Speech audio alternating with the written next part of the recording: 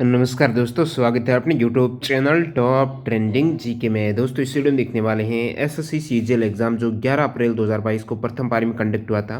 तो इसमें पूछे गए 25 जो जीके के सवाल है वो एक्स्ट्रा फैक्ट सहित कवर करेंगे, जो कि आने वाले आपके एनटीपी सीबीटी और एसएससी सीएचएसएल एमटीएस एग्जाम्स के लिए काफ़ी महत्वपूर्ण सवाल हैं। ये अभी इसके आंसर के आ चुके हैं, तो सारे सवाल एकदम आपके जो पूछे हुए सवाल है वही रियल और ऑथेंटिक सवाल हैं। और इससे पहले 11 अप्रैल के थर्ड शिफ्ट का वीडियो आ चुका है।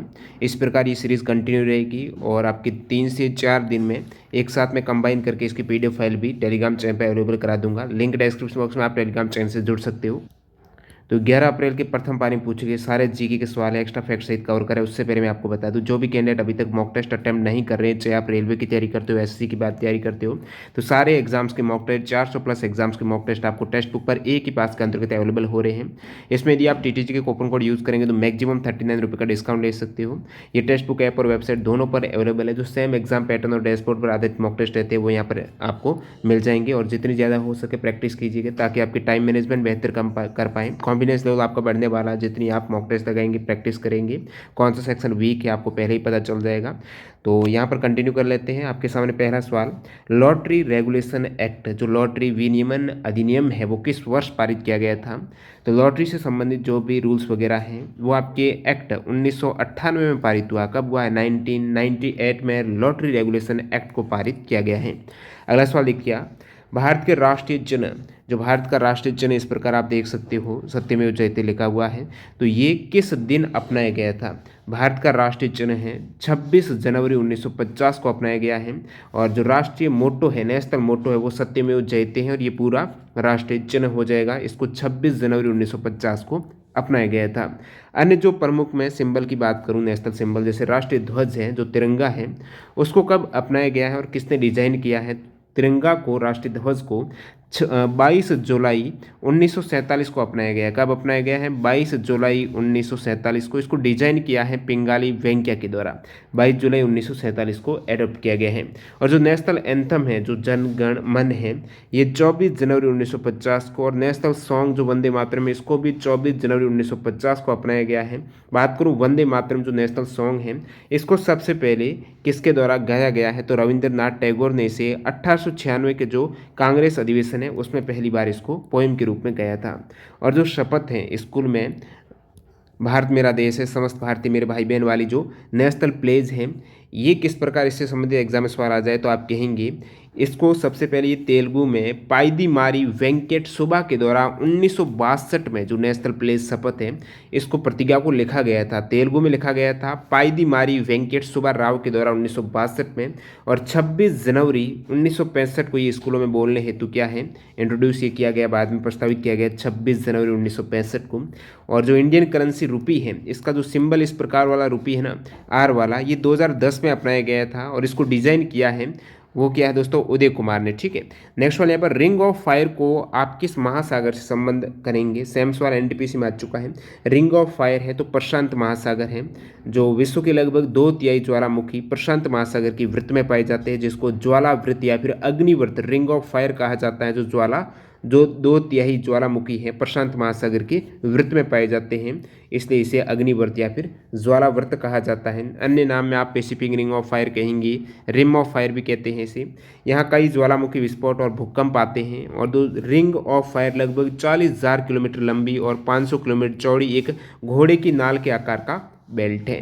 नेक्स्ट वाले यहाँ पर रामसर कन्वेंशन, जो रामसर सम्मेलन है, ये इसका जो दिवस है विश्व आर्द्रभूमि दिवस से संबंधित है ना, रामसर कन्वेंशन। तो ये विश्व आर्द्रभूमि दिवस कब मनाया जाता है? तो आप कहेंगे 2 फरवरी को मनाया जाता है, क्योंकि जो रामसर सम्मेलन हुआ था वो 2 फरवरी 1971 को हुआ था, इसलिए 2 फरवरी को विश्व आर्द्रभूमि दिवस के रूप में मनाया जाता है। रामसर सम्मेलन याद रखिएगा, 2 फरवरी 1971 को ये समझौता हुआ था, सम्मेलन हुआ था। कहाँ पर हुआ है? ईरान के शहर रामसर में। जो रामसर है वो ईरान की सिटी है, कैस्पियन सागर के तट पर हुआ था। उद्देश्य था जो नम भूमि है खत्म हो रही है उसके संबंध में अंतर्राष्ट्रीय स्तर पर ध्यान आकर्षित करना। और यहाँ पर ये प्रभाव में आया था 21 दिसंबर 1975 को हुआ, तो 1971 को था। प्रभाव में लेट आया है। और जब प्रभाव में आया उस समय कितने देशों ने साइन किया था? 7 देशों ने। और अभी वर्तमान में सदस्य देश 171 हैं। और बात करूं भारत ने रामसर सम्मेलन में कब हस्ताक्षर किया या फिर शामिल हुए, तो भारत 1 फरवरी 1982 को शामिल हुआ है। और वर्तमान में भारत की कितनी साइट है जो रामसर वेटलैंड साइट के अंतर्गत आती है, तो 49 रामसर वेटलैंड साइट है भारत में। कितनी है? 49, याद रखिएगा अभी वर्तमान स्थिति के अकॉर्डिंग। तो लेटेस्ट में रामसर साइट ऐड हुई है, ये आपके लिए करंट अफेयर्स की दृष्टि से इंपॉर्टेंट फैक्ट हो जाता है। लेटेस्ट में जैसे कि 2 जनवरी 2022 को हरियाणा में Ramsar site Sultanpur national park में आयोजित जो विश्व आर्द्रभूमि दिवस रहा है, इस अवसर पर गुजरात में खिजड़िया वन्यजीव अभियान को ऐड किया गया है रामसर साइट में। जो खिजड़िया वन्यजीव अभियान बोले तो गुजरात में, और उत्तर प्रदेश में है बखीरा वन्यजीव अभियान। ये 2022 में 2 जनवरी को ऐड हुए हैं, 2 नई रामसर साइट हैं। इससे पहले जो 47वीं रामसर साइट थी, ये 48वीं और 49वीं हो गई, और 47वीं थी वो दोस्तों हैदरपुर वेटलैंड जो उत्तर प्रदेश में है, उसको दिसंबर 2021 में किया गया था। इससे पहले 21 में 4 और नई रामसर साइट ऐड हुई थी। उसमें सुल्तानपुर राष्ट्रीय उद्यान जो हरियाणा में है, भिंडावासा वन्यजीव अभियान झज्जर हरियाणा में, थोल झील है अहमदाबाद के पास गुजरात में, वाधवाना वेटलैंड वडोदरा गुजरात में, ये 4 ऐड हुई थी अगस्त 2021 में। अन्य जो प्रमुख जैसे रामसर कन्वेंशन है, इसी प्रकार जो विभिन्न अन्य प्रोटोकॉल जैसे क्योटो प्रोटोकॉल है और मॉन्ट्रियल प्रोटोकॉल है, सवाल आ जाता है ये किससे संबंधित है। क्योटो प्रोटोकॉल है ग्रीन हाउस गैस उत्सर्जन या फिर ग्लोबल वार्मिंग को कम करने के लिए, और जो मॉन्ट्रियल प्रोटोकॉल है वो ओजोन संरक्षण से संबंधित है। ये हुई कब? जैसे क्योटो प्रोटोकॉल 1997 में हुई है, क्योटो सिटी जापान में है, और मॉन्ट्रियल प्रोटोकॉल ये कनाडा में हुआ है। ये कब हुआ है? 1987 में। इसकी आप जरूर याद रखिएगा कौन से सन में है। क्योटो 1997 में, ओजोन संरक्षण हेतु जो मॉन्ट्रियल प्रोटोकॉल 1987 में। अगला सवाल देखते हैं यहाँ पर, किस राजपूत शासक ने 1191 में त्राइन के प्रथम युद्ध में मोहम्मद गोरी को हराया था? त्राइन के प्रथम युद्ध में मोहम्मद गोरी को, जो प्रथम युद्ध 1191 में हुआ है, ये हराया है पृथ्वीराज चौहान ने। इसके बाद यहाँ पर त्राइन का द्वितीय युद्ध जस्ट 1 साल बाद 1192 को हुआ, जिसमें मोहम्मद गोरी ने क्या किया? जयचंद की सहायता ली और पृथ्वीराज को हरा दिया। अगला सवाल यहाँ पर, निकोबार द्वीप समूह की जनजातियाँ हैं वो कौन से उत्सव के दौरान परिवार के मुखिया की देवगंत आत्मा को श्रद्धांजलि अर्पित करती है? निकोबार द्वीप समूह की जनजातियां, यहाँ पर हो जाएगा ओश्वरी फेस्ट है। इस दौरान परिवार के मुखिया की देवगंत आत्मा को श्रद्धांजलि अर्पित करती है। नेक्स्ट वन यहाँ पर, भारतीय संविधान के निम्नलिखित में से किस संशोधन के तहत आर्टिकल 51A के तहत यहाँ पर नया मौलिक कर्तव्य जोड़ा गया है? पहले 10 मौलिक कर्तव्य थे, 11वां मौलिक कर्तव्य जो ऐड किया गया है जो 91A के तहत, वो दोस्तों कब हुआ है? 86वें संविधान संशोधन जो हुआ है 2002 में, इसके तहत पहले जो 10 मौलिक कर्तव्य थे, 86 कॉन्स्टिट्यूशन अमेंडमेंट 2002 के जरिए 11वां जोड़ा गया, जिसमें माता पिता या संरक्षक के द्वारा 6 से 14 वर्ष के बच्चों हेतु प्राथमिक शिक्षा प्रदान करना इसका उद्देश्य था। अन्य आप देख सकते हो टोटल जितने भी 11 मौलिक कर्तव्य हैं, शुरुआत में यहाँ पर मौलिक कर्तव्यों को जोड़ा गया था वो 42वें संविधान संशोधन 1976 के जरिए ऐड किए गए थे, और 11वां यहाँ पर हुआ है 86 2002 के जरिए। ये सरदार स्वर्ण सिंह समिति की सिफारिश पर इनको जोड़ा गया है। और एग्जाम में सवाल आ जाता है निम्नलिखित में से कौन सा मौलिक कर्तव्य नहीं है, तो इस प्रकार ये सभी आपको पता होना चाहिए। निम्नलिखित में से कौन सा भारत में एक अप्रत्यक्ष कर है? इनडायरेक्ट टैक्स कौन सा है? यहाँ पर हो जाएगा जीएसटी, गुड्स एंड जो सर्विस टैक्स है वो इनडायरेक्ट टैक्स है। जितने भी डायरेक्ट टैक्स हैं जैसे कि इनकम टैक्स आप डायरेक्टली पे करते हो जो भी आपकी आय रहती है, कॉर्पोरेशन टैक्स है, प्रॉपर्टी टैक्स है, इनहेरिटेंस टैक्स है, गिफ्ट टैक्स है, ये एग्जाम्पल है डायरेक्ट टैक्स की। निम्नलिखित में से किस राज्य या फिर यूटी में मार्च और अप्रैल 2021 के दौरान चुनाव नहीं हुआ है? 2021 में जो विधानसभा चुनाव हुए हैं वो कौन से राज्य में हुई आपको पता होना चाहिए। जैसे कि बिहार में नहीं हुआ है 2021 में मार्च अप्रैल में, तो 2021 में चुनाव हुए कहाँ पर हैं? स्पेशल मार्च 21 में ही हुए थे सभी। तो असम में हुआ है, और असम में सरकार है जो सीएम बने हैं वो हिमंता बिस्वा शर्मा को बनाया गया है। यहाँ पर बीजेपी, असम गाना प्रसिद्ध और यूनाइटेड पीपल्स पार्टी लिबरल्स हैं, इन सभी की गठबंधन से जो HB शर्मा को असम के मुख्यमंत्री के रूप में चुना गया है। केरल की इस प्रकार जो अप्रैल मार्च 2021 में केरल में पिनाराई विजयन बने हैं चीफ मिनिस्टर, जो उनकी पार्टी है लेफ्ट डेमोक्रेटिक फ्रंट। और इलेक्शन हुआ है 21 में पुडुचेरी में, जिसमें N रंगास्वामी हैं वो मुख्यमंत्री बने हैं। तमिलनाडु में MK स्टैलिन बने हैं। वेस्ट बंगाल में ममता बनर्जी दोबारा यहाँ पर ऑल इंडिया तृणमूल कांग्रेस से हैं। तो ये जो 5 राज्य असम, केरल, पुदुचेरी, तमिलनाडु, वेस्ट बंगाल 2021 में इलेक्शन हुए विधानसभा के। इसी प्रकार 2022 की बात करूँ, जो फरवरी और मार्च 2022 में इलेक्शन हुए विधानसभा के, उसमें सभी को पता होगा गोवा, मणिपुर, पंजाब, उत्तर प्रदेश और उत्तराखंड है। ये 5 राज्य हैं जो कि 2022 में इलेक्शन हुए हैं। कहाँ पर किसकी सरकार बनी है, कौन चीफ मिनिस्टर बने 2022 में, जरूर याद रखिएगा। प्रमोद सावंत बने हैं गोवा के मुख्यमंत्री, बीजेपी जो सरकार यहाँ पर। मणिपुर के N बीरेन सिंह बीजेपी, पंजाब है भगवंत मान बने हैं आम आदमी पार्टी, उत्तर प्रदेश योगी आदित्यनाथ, उत्तराखंड पुष्कर सिंह धामी बने हैं बीजेपी से। और नेक्स्ट आने वाले समय में नवंबर 2022 में हिमाचल प्रदेश में होंगे विधानसभा चुनाव और दिसंबर 2022 में गुजरात में होने वाले हैं। तो ये इलेक्शन हो गए 2022 की। पृथ्वी पर कार्बन डाइऑक्साइड का कम से कम कितना स्त्रीकरण शैवालों के द्वारा प्रकाश संश्लेषण के माध्यम से किया जाता है। तो कितना स्त्रीकरण है वो शैवाल है फोटोसिंथेसिस के द्वारा करते हैं।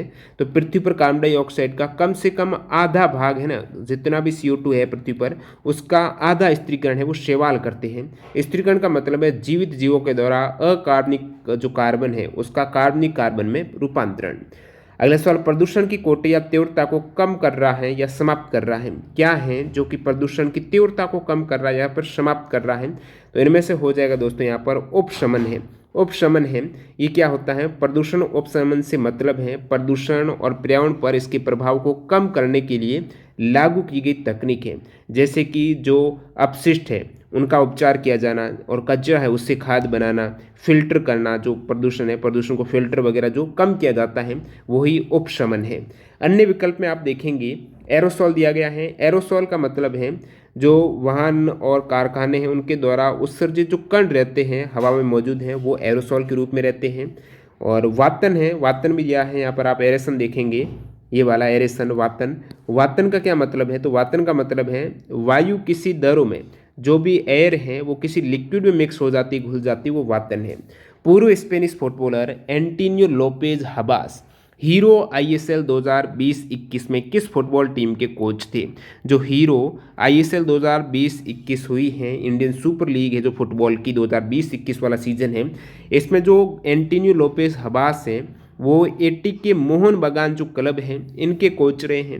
2021-22 में मोहन बगान क्लब के कोच अलग हैं जिनका नाम है जुआन फेरेंडो है।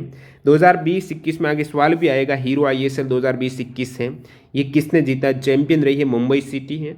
और इससे बाद अभी और सीज़न हो चुका है 2021-22 का इंडियन सुपर लीग सीजन जिसमें चैंपियन हैदराबाद रही है। अगला सवाल यहाँ पर, प्राचीन भारत का एक महत्वपूर्ण बंदरगाह शहर था। प्राचीन भारत का महत्वपूर्ण बंदरगाह शहर निम्नलिखित में से कौन सा, तो आप कहेंगे ताम्रलिप्त। प्राचीन भारत का महत्वपूर्ण बंदरगाह शहर है वो ताम्रलिप्त, इन विकल्पों में से करेक्ट हो जाएगा।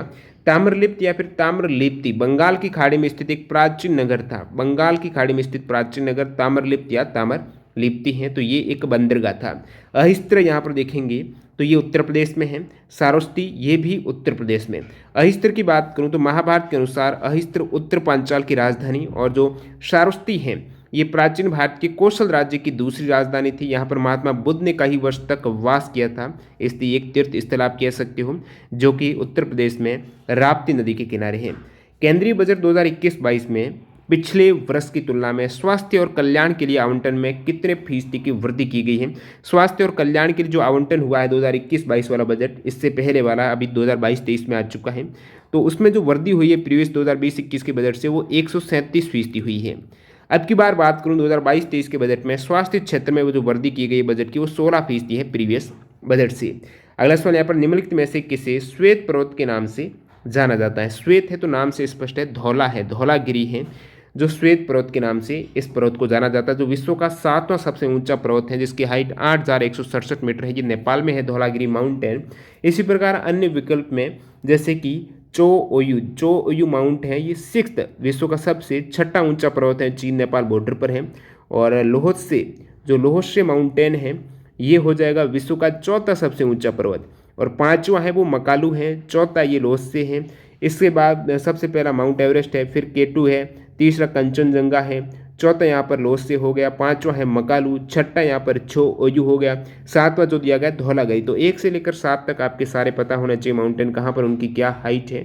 अगला सवाल देखते हैं यहाँ पर, ब्रिटिश ईस्ट इंडिया कंपनी ने कब फ्रांसीसियों से पांडुचेरी को छीनकर उस पर कब्जा कर लिया था। ब्रिटिश ईस्ट इंडिया कंपनी ने वर्ष 1761 में 16 जनवरी 1761 में, और जो अंग्रेज यानी ब्रिटिश ईस्ट इंडिया कंपनी है इन्होंने फ्रेंच से पांडुचेरी पर कब्जा किया था। बाद में पेरिस की संधि के द्वारा पांडुचेरी को फिर से फ्रेंच वापस कर दिया गया, लेकिन फ्रांसीसी क्रांति के युद्ध के बीच में 1793 में अंग्रेजों के द्वारा दोबारा यहाँ पर कब्जा किया गया। इसी प्रकार फिर यहाँ पर फ्रांस में फिर मिला दिया गया था 1814 में, तो ये कब्जा किया गया, दोबारा फ्रांस में मिलाया गया और 1954 तक पांडुचेरी इस प्रकार फ्रांसीसी भारत का हिस्सा रहा है। 1954 के बाद 1 नवंबर 1954 को ये भारत में विलय किया गया है। इसको यूटी के रूप में यानी केंद्र शासित प्रदेश जो पांडुचेरी है वो 16 अगस्त 1962 को बना था। नेक्स्ट वन यहाँ पर पौधों का संख्यात्मक वर्गीकरण किस पर आधारित है? पौधों का जो संख्यात्मक वर्गीकरण है वो दिखने योग्य सभी विशेषताओं पर आधारित है। किस टीम ने इंडियन सुपर लीग 2020-21 जीती है? तो इंडियन सुपर लीग 2020-21 का ये दोबारा सवाल आ गया, इससे पहले कोच का पूछा था। मुंबई सिटी एफसी जो फुटबॉल क्लब है उप विजेता रही है इंडियन सुपर लीग 2021 के, वो ATK मोहन बगान है। 2021-22 इंडियन सुपर लीग सीजन की चैंपियन हैदराबाद रही है। अगला सवाल है घट्टम क्या है? घट्टम की बात करें तो बड़े आकार वाला संकीर्ण मुंह का मिट्टी का बर्तन, आकार बड़ा मुंह संकीर्ण है, जिसका उपयोग तबले के रूप में किया जाता है, घट्टम कहलाता है। निम्नलिखित में से कौन से स्टेटमेंट सही है? जीडीपी से संबंधित, सकल घरेलू उत्पाद से संबंधित यहाँ पर आप देखेंगे जीडीपी का आकलन करते समय केवल विपणन की गई, विपणन यानी मार्केटिंग होता है, विपणन की गई वस्तुओं पर विचार किया जाता है। सही है, जो मार्केटिंग की गई है जीडीपी का आकलन उस पर होता है। एक महिला के द्वारा अपने घर पर किया गया कार्य, तो घर पर किया गया कार्य जीडीपी के दायरे से बाहर है, तो ये भी सही है।